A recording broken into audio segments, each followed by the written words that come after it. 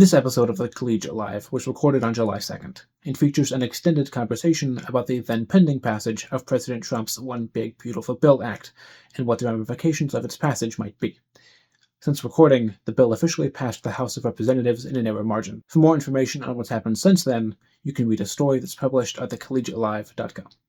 Welcome back to The Collegiate Live, the official podcast of GRCC student publication, The Collegiate. In today's episode, the recently passed One Big Beautiful Bill and a conversation about political activism, plus an analysis of an entertainment landscape increasingly dominated by sequels and remakes, and a discussion of recent changes to abortion laws. If you have a topic you want covered on the show or a question you want answered by one of our hosts on air, send it our way by going to thecollegiatelive.com/podcast. But first, on a local update, The Collegiate published their summer magazine recently. We don't normally put out a magazine during the summer term. It's usually just during the fall and the winter, but we decided to put together a collection of some of the pieces we've been working on. And if you'd like to pick one up, we'll have some around campus. We're here on Wednesdays on the main GRCC campus, or you can DM us on Instagram and we'll reserve you a copy for when you can pick it up. Now, in today's main story, there was recently, there's been a bill floating around the federal lawmakers called the One Big Beautiful Bill, which is exactly what it sounds like. There have been a lot of components in it that are basically a lot of the items that the Trump administration wants to pass to sweeping changes to the federal and state governments. A lot of the similar things that he's been passing in his executive orders, but some things have to be passed as laws and cannot be executive orders. And so this is really their strategy to just make the changes they want to make. A lot of people have been calling those changes potentially devastating. The House recently passed it in a narrow margin, and then it was sent back to the Senate for confirmation. The Senate just the other day made some changes to the bill, including renaming it. We'll get to that in a second. And then it's now being sent back to the House to be confirmed again. And if the House passes it a second time, which it's likely that they will, the bill will officially be passed into law, and those changes will take effect.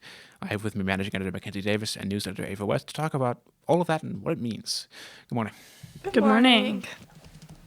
Yeah, I mean, I think this is just, like we were talking about before, I think this is just a crazy time, and I don't think a lot of students know exactly what's going on, at least in the full details, so I definitely think this is something that we definitely need to talk about. Interestingly, when it was voted on in the Senate, it was exactly a 50-50 vote that was then tie-broken by Vice President J.D. Vance. When it was first passed in the House, all the Democrats voted no, but the Republicans, which have the majority, ended up voting yes. There were, I think, 2 Republicans that voted no, but that was still enough to give them the majority. And then they were tied in the Senate even after they made the changes to this bill. But then Vice President J.D. Vance broke that tie. So it's not exactly a sweeping, narrow margin. It's largely along partisan lines, but not everyone likes this bill. Some of the most controversial topics in the bill are Medicaid, the cutting to Medicaid, and food stamps, which will affect a very big portion of people. I feel like a lot of people don't know how much everyone uses that. And, well, not everyone, but a lot of people use that. Specifically, it's affecting a lot of the lower class people and changing the tax cuts to then increase wealth for higher class. And that has been a lot of the rhetoric, is the people that are in support of the bill like lower taxes, higher wages. In a Truth Social post, Trump said that the American people will have permanently lower taxes, higher wages, and take-home pay. But that only affects the people that he is redistributing that wealth to, and a lot of people have described it as a reverse Robin Hood, taking money from the poorer people to then give more money to the people that already have a lot of money. And so I think that is why you're finding such a disparity in the reaction to this bill. The thing that's funny to me is that it's almost ironic that Trump's been trying to cut all these programs, right, to be saving money and getting us potentially out of debt, which is probably not even a possible feat. Like $30 trillion. At this point. But he also is getting his wall built now after years and years a decade. Yes. And on CBS, it says it's going to be $46.5 billion if this passes for that wall. $45 billion to expand detention capacity for immigrants, and $30 billion for funding and hiring and training other resources for ICE. So it's just really crazy that, we're cutting things that are meant for people who don't have a lot, and then we're putting all this money into things that, aren't going to benefit our our public, really, for the better in a general sense. Yeah, and it's interesting what battles he chooses, because he also he sued Paramount, Paramount, yeah.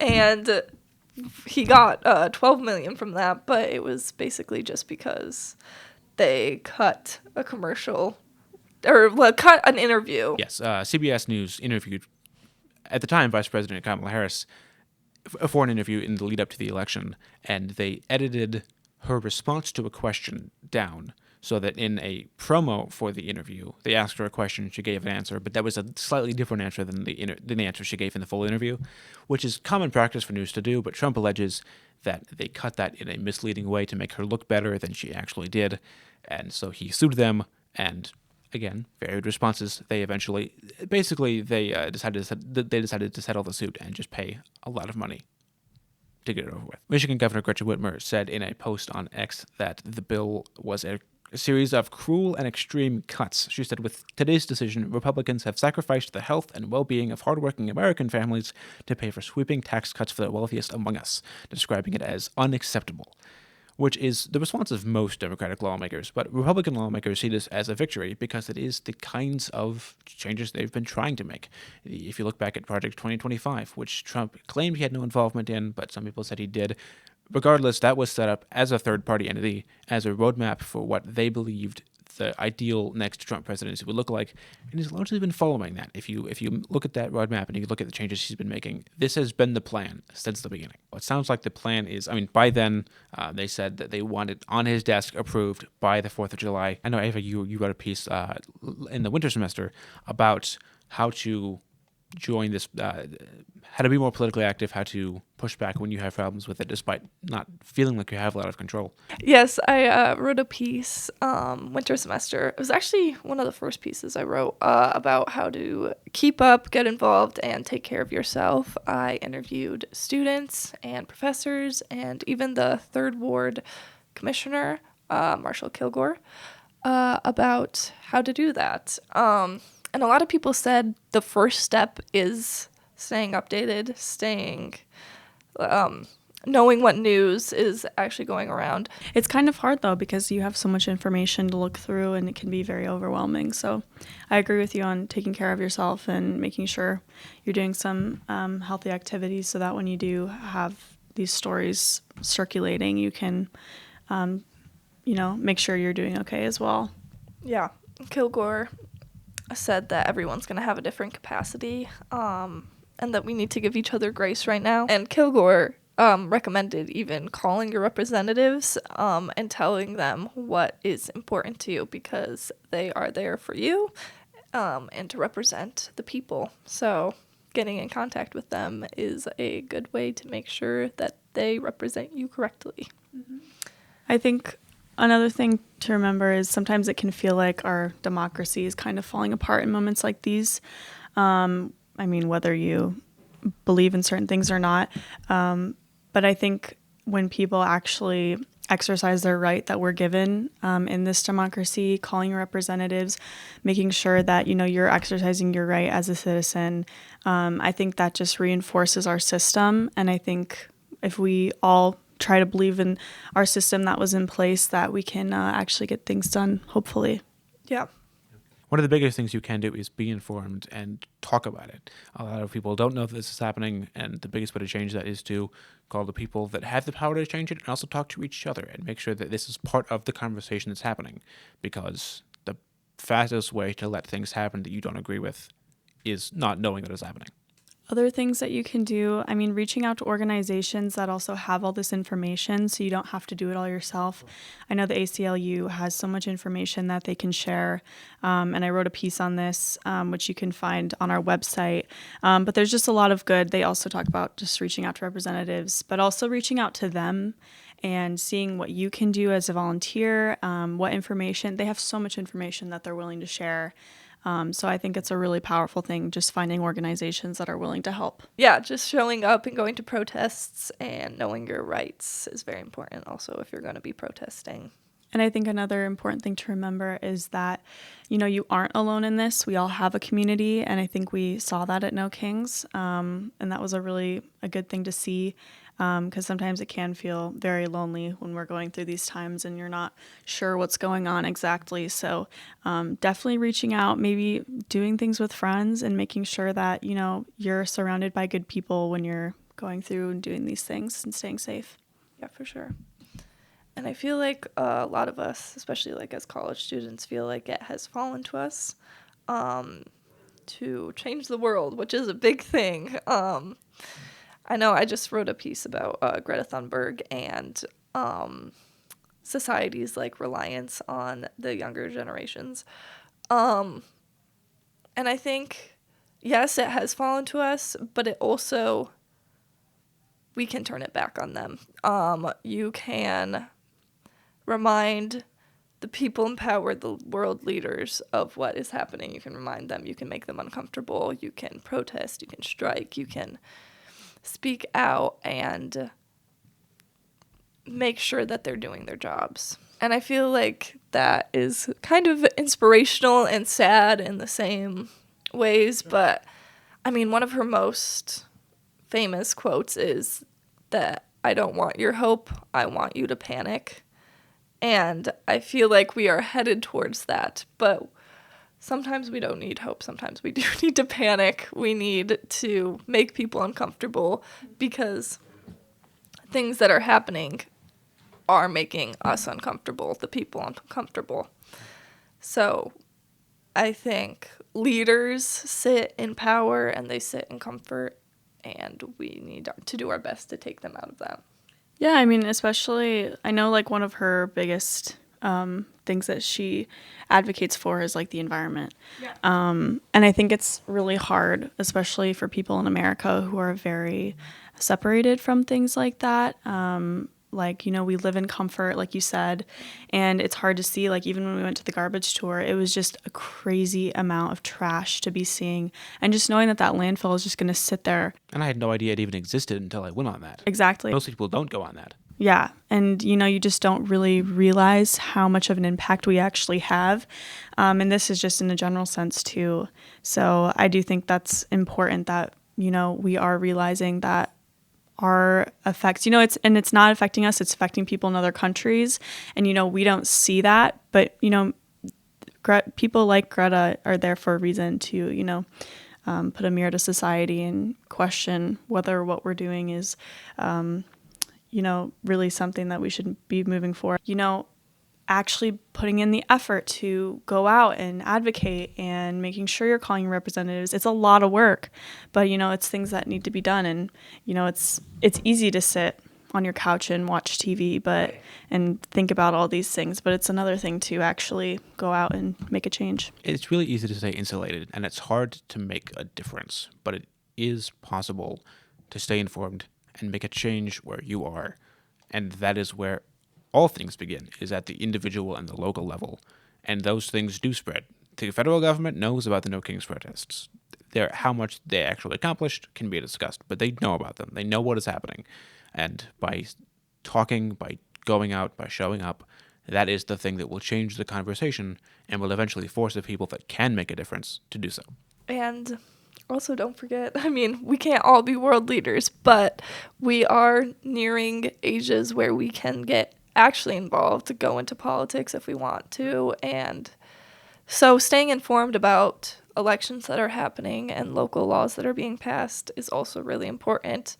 If you are of voter age, then vote on as many things as you can if you have the capacity to do so. The midterm elections are coming up relatively soon, and it will be very interesting to see what that will look like based on whether this bill is passed or not. I've heard a lot of discussion about people are going to vote differently than they were planning on because of who voted for or against this bill. And a lot of things are going to change if this bill is passed. And the biggest way to show how you feel about that is by using your vote. That is, it sounds cliche, but using your voice and using your vote are two of the most powerful things you can do, because that is what runs a democracy.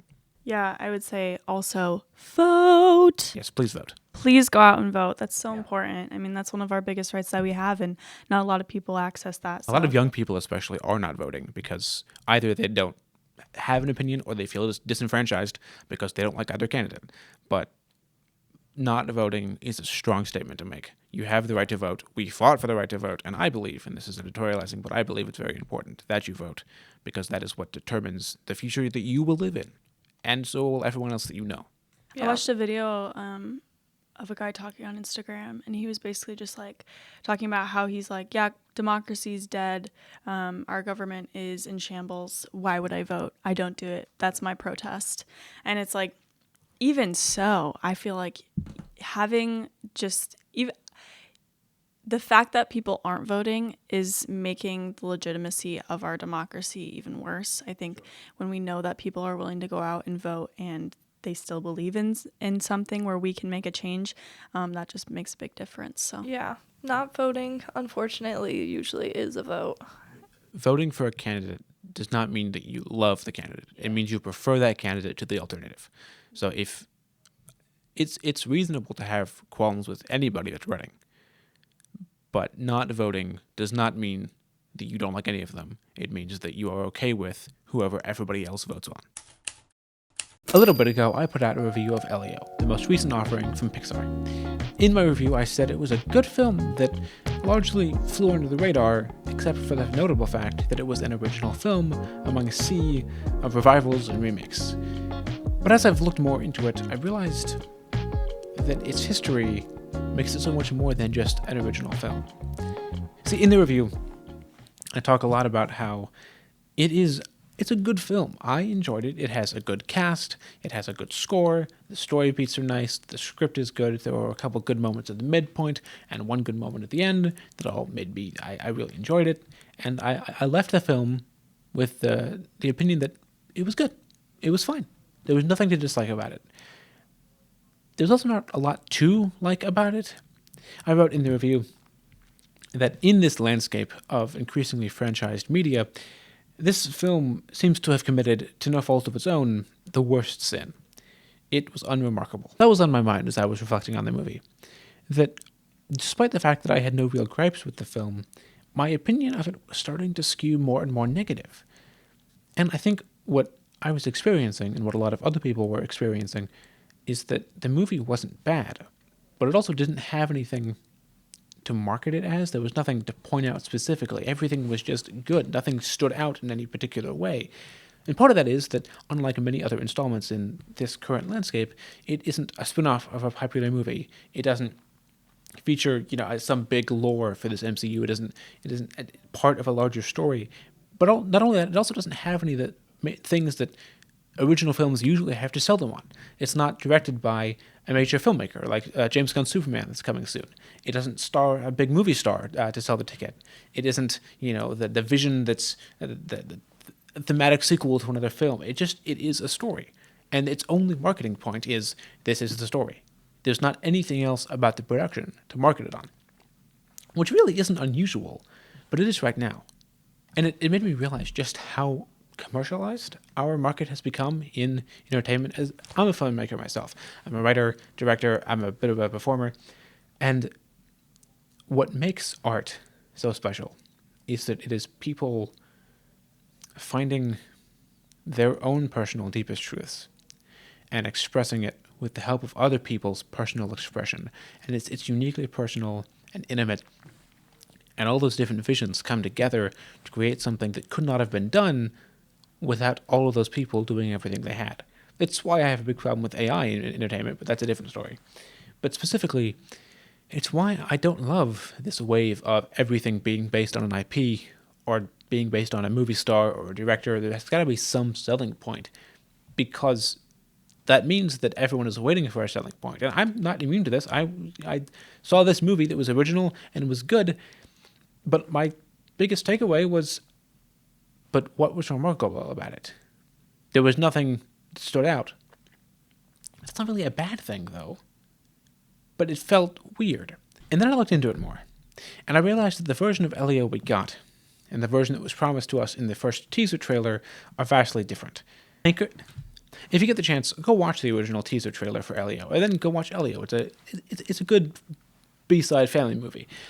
But if you compare the two, you'll notice that the story beats are the same. It's clearly the same film, but the design is a little different. All the characters' personalities are a little different. Each moment plays out a little differently. There are shots that don't appear at all in the final film that are in the trailer. There are trailer shots that are in the film but are animated completely differently. It's a different scene. It's the same shot but a different version of that shot. Something happened between the release of that trailer and the final movie that made it a fundamentally different film. And honestly, the first one kind of looked better to me. And maybe that's why it seemed so bland when I watched it. Allegedly, the changes to the film started when the film, allegedly, the problem started when the film, as it was originally intended to be made, was shown to a test audience. When asked after the screening how the audience felt about the movie, they all said they enjoyed it a lot. But then the audience was asked to raise their hands if they would pay to go see it in a theater, and allegedly, nobody raised their hands. Which for Pixar was a major problem, since, again, this movie was being entirely sold on the premise of the film. They didn't have a big box office draw, so it had to be a really good movie, and if no one was going to pay to go see it, that was especially a problem for this movie. As a result of this turmoil, director Adrian Molina was directed to take a short break from the project, and was eventually replaced with 2 co-directors, one of which produced a Pixar short, and the other produced Pixar's Turning Red.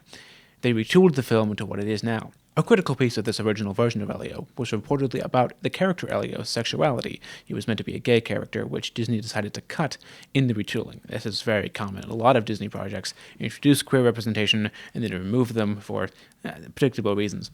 But in this retooling, that key element got taken out and didn't really get replaced with anything. So my feeling that Elio was a fine film that didn't have a lot standing out might have been because it didn't.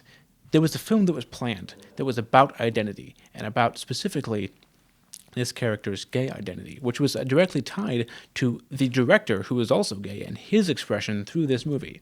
And regardless of if that movie would have been good or not, it would have been about something.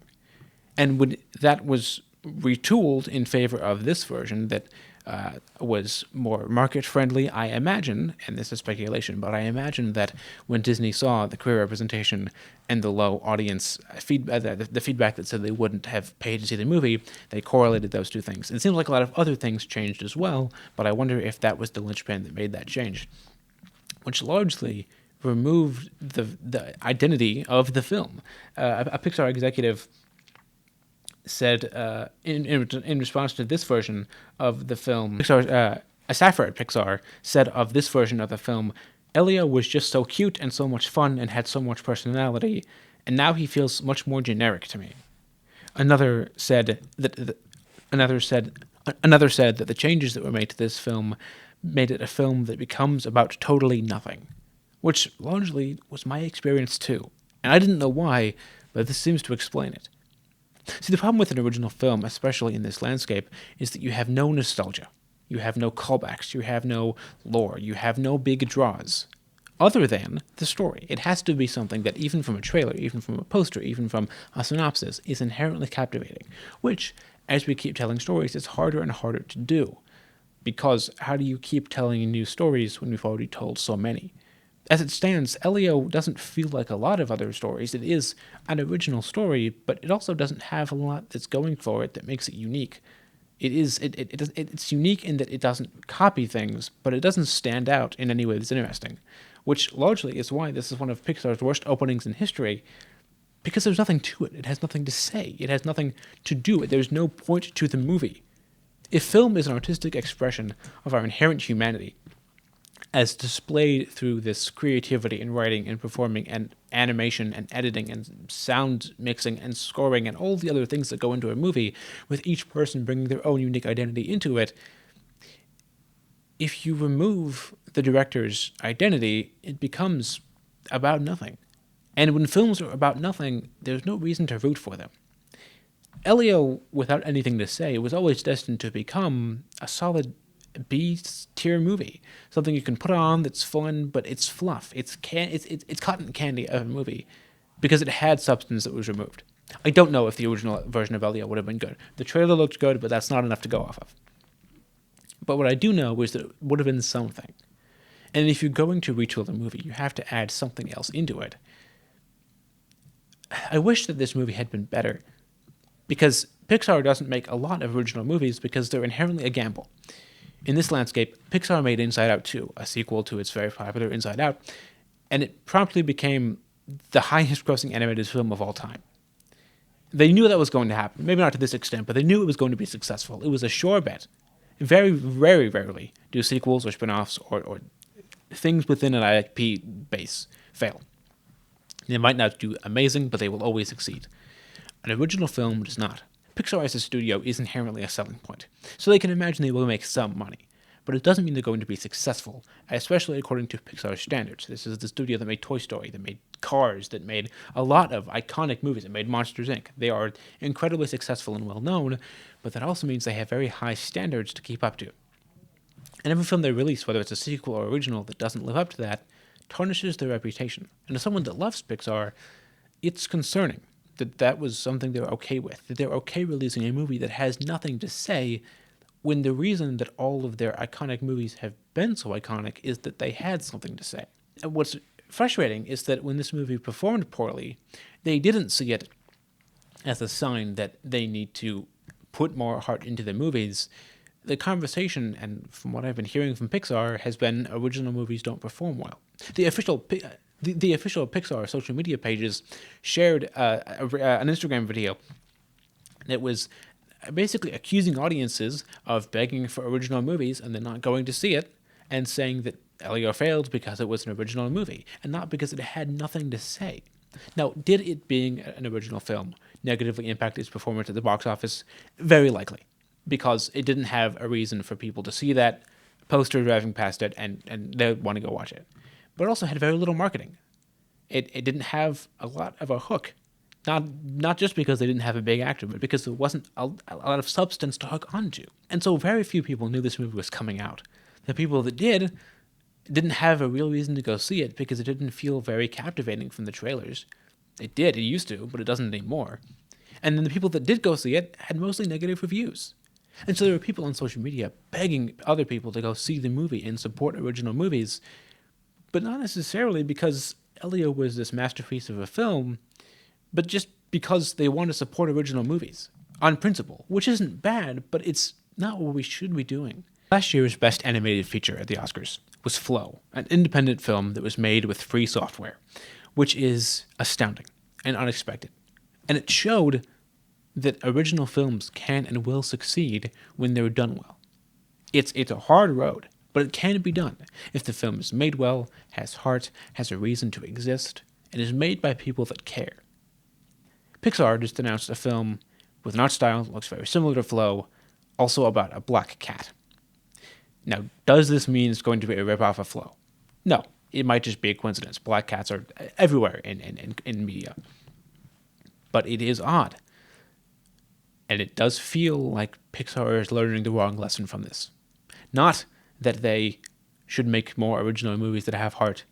Not that they should do things and take chances and make films that mean something to the filmmakers, that have a message. But that they need to make things that are connected to their previous IPs. And that worries me, because if what they've gathered is that people don't watch original movies, then they won't make more. And if they do make more, they'll work to make them as audience-friendly as they can. I don't think that what audiences want is a movie that will appeal to everybody, because you cannot appeal to everybody. So by trying to, you end up appealing to the least common denominator. You make Elio, a movie that nobody hates, but very few people love. The best reviews I've heard of this movie have been that the best reviews I've heard for this movie is that it's very cute. And it is. It's cute. It's fun. It's pretty sometimes. But that's not high praise for Pixar, who has made astonishingly good films. Nobody loves this movie, especially when compared to their backlog of Pixar films.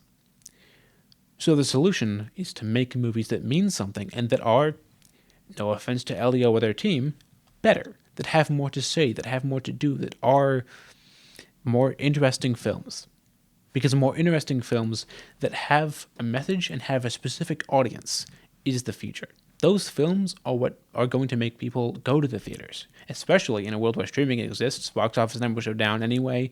It's hard to find an original movie, but what will get people, what the hook can be, is the message, is what you're saying with it, is how clear it is that everybody involved made it as a passion project. And you can tell.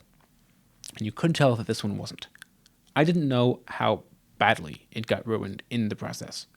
I don't know for sure if the original version would have been good. But what I do know is that this version wasn't. And I think Pixar, and that means that audiences and studios and the investors and the industry as a whole are going to be taking the wrong lesson from this. And I'm worried we're going to be feeling the effects of this for a long time. I love art, but art has to have something to say. Audiences will not watch something just because a studio made it. I mean, some of them will. But that's not the people you're trying to cater to, I hope. I hope that we can get to studios that want to invest in artists that have something to say and to let them say it. And to allow that to have a more narrow audience. Because that audience will care. They'll be moved. Some of the best films are not the most universally renowned. There are cult classics. There are films that no one ever saw that means a lot to the people that did. And Pixar will never make a film that no one sees.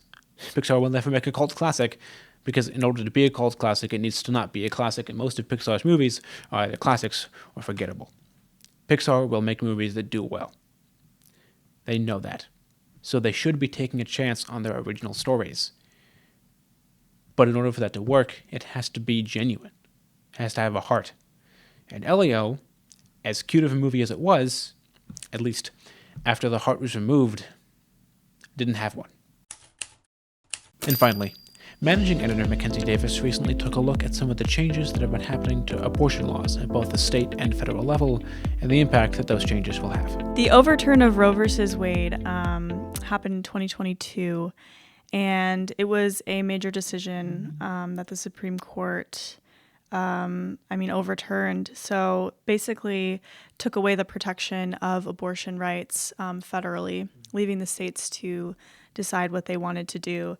Obviously, there's a lot of problems that can arise from this just because there is not enough abortion care. I mean, when states start completely banning it, depending on their views in general, then it really just limits women and their freedom and what they can access. It's really not only just about abortion, too. It's really just, taking away, rights that we exercise as free individuals. So in this article, I have a link to the Gut Matcher Institute. It basically has an interactive map where you can look at all the states in the United States and see what their abortion laws are. I would say it's definitely always good on top of this to just check out even further what these laws really permit, because it really just depends, For instance, like there are many, many states in the southern half of our country that have very, very restrictive rules on abortion. Women are getting prosecuted in these states, and it's just crazy to hear that, they're exercising their right to freedom of, they're trying to access their right to freedom of healthcare and what they choose for their bodies, and they're being prosecuted for this. So this is just really scary stuff to know, that we can't even decide what we want to do with our bodies when it comes to abortions. So Michigan specifically, we fall under the category of very protective. Some of these laws include the state constitution protects abortion rights. Abortion is not restricted based on gestational duration. State Medicaid coverage of abortion care is banned except in very limited circumstances. Parental consent is required for minors' abortion, and there's a couple other ones. So it's a really good website to go check out if you want to look at the story as well. Another interesting thing, I had a professor who is the coordinator of gender studies at GRCC comment about how the decision of Roe versus Wade is just impacting her class in general for discussions. So I can read her quote too, because it's pretty interesting.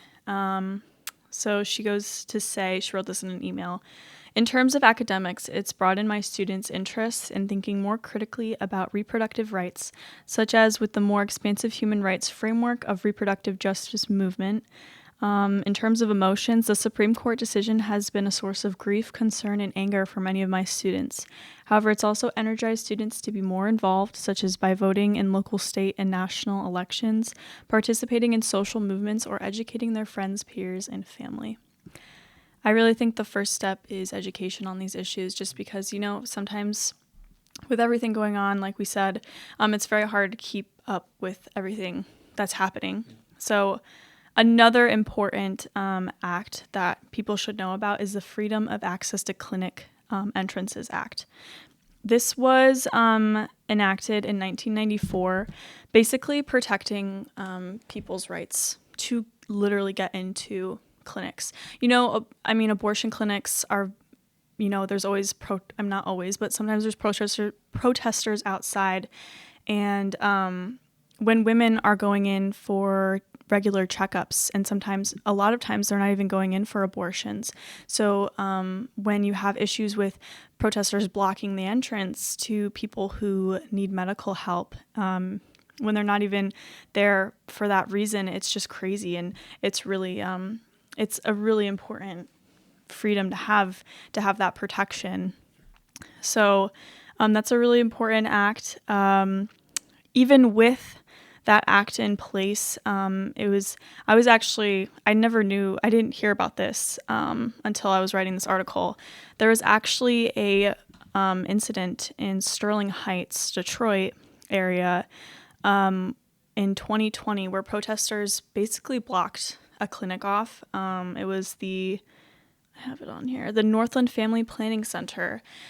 And there were patients that were waiting outside to get in for appointments. One woman, she was going in because she had a detection of fetal anomalies. So basically, the baby's not going to survive.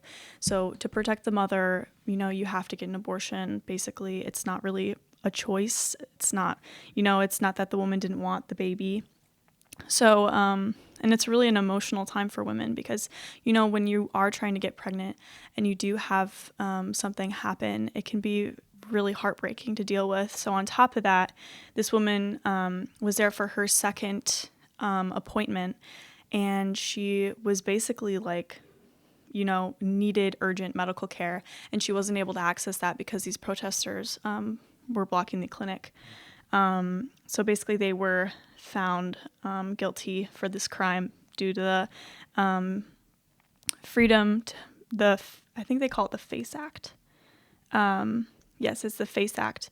And it's just it's really sad to hear about. And then recently Trump actually, I'm not actually sure when he pardoned this because this did happen in 2020. But Trump pardoned, I think, at least 4 of the offenders that were in this incident. So it's really just scary to see things like this because now even the law that we've put in place to protect people, people aren't even being held accountable for the things that they're doing. So really interesting information. If students want to read or anyone wants to read more about this, I have a really good quote from a abortion activist, Nikki Sapiro-Vinegar, I believe is how you pronounce it. She is also on Instagram. If people want to go follow her, she does a lot of informational stuff, and she's just a really good person. She has a really good story and very good connections to the whole issue. So I would advise people to go check her out as well. And if they do want to get involved in anything in terms of abortion rights, then she is your person to contact as well. The Collegiate Live is the official podcast of GRCC student publication The Collegiate. For more information or to submit a question to be read on air, go to thecollegiatelive.com/podcast.